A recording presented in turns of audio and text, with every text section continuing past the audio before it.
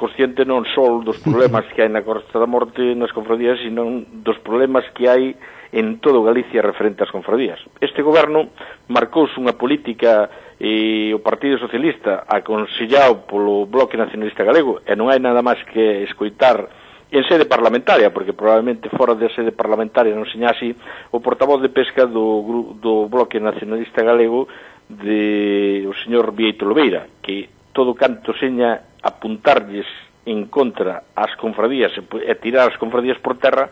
están digamos que en ese tipo de política. Eu lle podo decir en este momento que estamos a piques de finalizar o ano,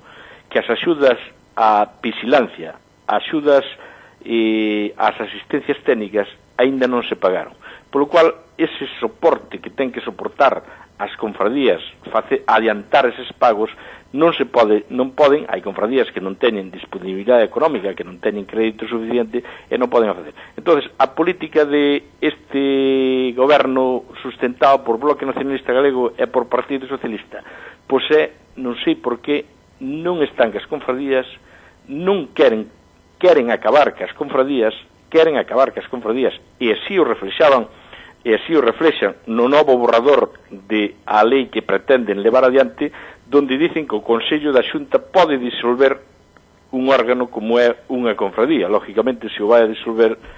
pode eliminalo. Sí. Polo cual, usted me dirá, cando un goberno leva iso ás confradías, que é un máximo